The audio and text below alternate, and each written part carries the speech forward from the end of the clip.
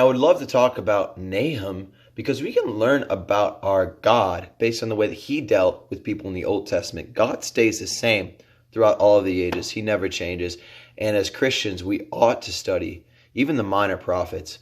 A little bit about what's going on before I get into the literary shape of the book. I'm going to get into the historical and the cultural background during the time when Nahum prophesied. I'm going to get into some of the theology that we can take from the book and what we can really learn about God from studying the prophet Nahum. So first, this is spoken against Nineveh. Nahum is prophesying the doom and the destruction of Nineveh and ultimately of Assyria. And we'll talk about a little bit more about why in a second. Jonah, the prophet Jonah, had already gone and preached to Nineveh. And they ended up actually repenting with sackcloth and ashes. And God had mercy on them. He did not end up pouring out his wrath on them. This is a different story. Nahum goes and they do not repent. So God's wrath does come against them. We see references to some of the things that Nahum is talking about in the prophet Isaiah and through the prophet Zephaniah. And it's ultimately because they're also prophesying the downfall of Assyria. Now, the book seems to be addressed to those in Nineveh, but was probably more likely, and we read in a survey of the Old Testament by Andrew Hill, that it's probably more likely that this was written to Judah, to encourage Judah. And we see evidence of that throughout the first chapter and parts of the second chapter, that God is comforting his people. Specifically, I'm going to read a verse from, as I talk about the literary shape of the book. So going into the literary shape of the book, it's broken down into 3 different sections. The first section is a psalm. It's about 8 verses, and it's highlighting the attributes of God. And I'm going to read a verse from that first section. In that section, it says in verse 7, "The Lord is good, a stronghold in the day of trouble. He knows those who commit themselves to him." And this has to do with what I was just talking about, encouraging Judah, because in this first section of the book, we see that God, while most of the book is prophesying the downfall of Nineveh, we see that God is encouraging his people, Judah, that he knows them.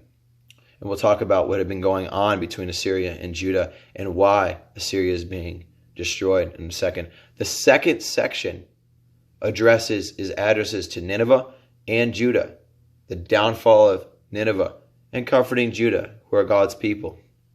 And then the third section talks about the siege and the sack of Nineveh and ultimately Assyria. This goes back and forth between the third and the second person point of view.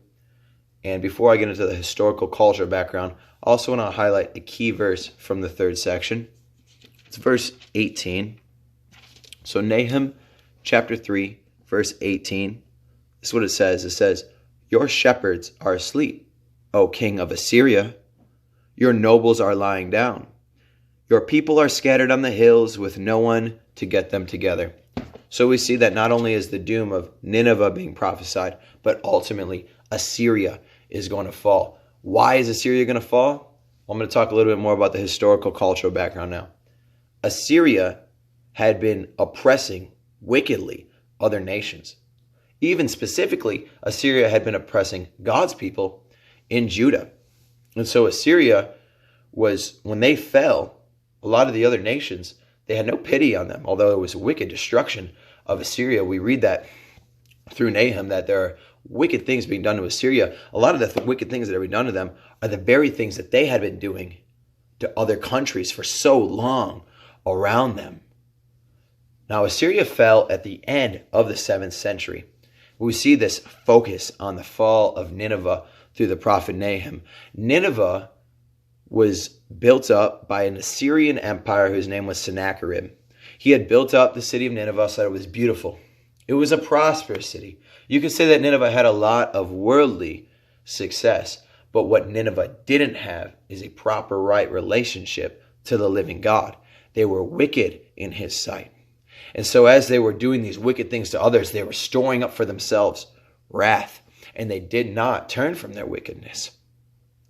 So this some of the history, we know that Assyria had been oppressing other nations. They fell at the end of the 7th century. Nineveh fell in the year 612, and Assyria fell shortly after. Nineveh was a very strong tower in Assyria, so when they fell, The empire Assyria took a huge hit from that. Some of the kings from Judah that might have been king during this time are King Manasseh or King Josiah. A little bit of the history of the prophet Nahum. Now we're going to spend most of the rest of the time talking about the theology from the prophet Nahum. What can we learn about our God through the way that he was working through Nahum? Well, we can learn that these nations, Assyria, all throughout time, Persia, Greece, Rome, Babylon, we could even say the United States, or we could say the countries, Russia, China, that are around us today, that we see today. Countries come and countries go, but God is sovereign through it all. Nineveh fell, Assyria fell, because God decreed them to fall. God has the ultimate say over which nation is in power. Even God allowed them to be in power in their wicked state for a short amount of time. And we see that God is glorified in his power against them, how he opposes the wicked. Those who oppose God will fall. And those who stand up for wickedness will be judged by the righteous judge. Our God is a righteous judge, and he avenges his people from evil. As Christians today, we can rest in that. We can learn from this that we don't need to take vengeance on those around us. We know we have a righteous judge. We know we have a judge who will judge what is wicked and evil. And we don't need to take that in our own hands. We can rest in that. I want to read a verse from the first chapter, speaking of theology in Nahum, and it's verse 15. This is what verse 15 says. It says, "Behold, on the mountains the feet of him who brings good tidings, who proclaims peace. So keep your feasts, O Judah. Pay your vows, for not again shall the wicked pass over against you. He will be cut off completely." Now, I had read earlier verse 7, talking about the Lord is good, a stronghold to those who know him. Now I just read verse 15. Most of Nahum is prophesying the destruction of Nineveh. Most of it is violent destruction of Nineveh. But verse 15 is another verse that sticks out because it's talking about the promise that God is going to bring good tidings to his people and that there is peace on the way. And there's even something specifically that says, "Keep your feasts, O Judah. Pay your vows." Now we learned from history that the Passover was reinstituted in the year 622 BC. And we see here that God had prophesied that you can reinstitute your feast. And the Passover feast was reinstituted in the year 622 BC after the Syrians were pushed back. So ultimately, we learn theologically a lot from this book that God does judge the wicked. We also learned from the Psalm at the beginning, in the first section, the attributes of God, about his sovereignty. And we see his attributes on display throughout the passage. But just to give a little bit more of a view, I'm just going to read a couple of verses. Chapter 2, verse 10 says, "Emptiness, desolation, utter waste, hearts melting, knees knocking, on every loin only anguish in all faces, colorless." Chapter 3, verse 1, "Woe to the city of blood, full of lies and crammed with plunder, never ceasing her pillaging." There's just destruction being prophesied. Just destruction. Verse 19 of chapter 3, "There is no cure for your fracture and no healing for your wound. All who hear this report about you will clap their hands over you. For who is there upon whom your wrongs have not rested unceasingly?" These wrongs that they have done to others have not rested unceasingly. And now they're coming against them. So there is hope being proclaimed here. It's not solely just about God's judgment. There is a hope for God's people even in here, that he knows those are his, that he's going to protect his people. Ultimately, as Christians, we can learn theologically about our God through the prophet Nahum, that he is indeed a God who judges. He's righteous, and he knows the hearts of mankind, and he has the authority to judge because he truly does know.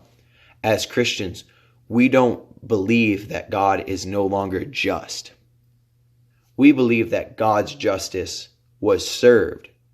Just as God's justice was served against those who did not repent, which would have been a proper response for them. They repented when Jonah preached to them, and if they would have repented to God, he might have had mercy on them.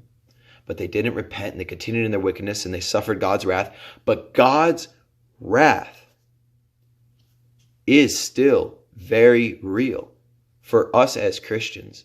God's wrath was poured out. It was poured out on the person of Jesus Christ.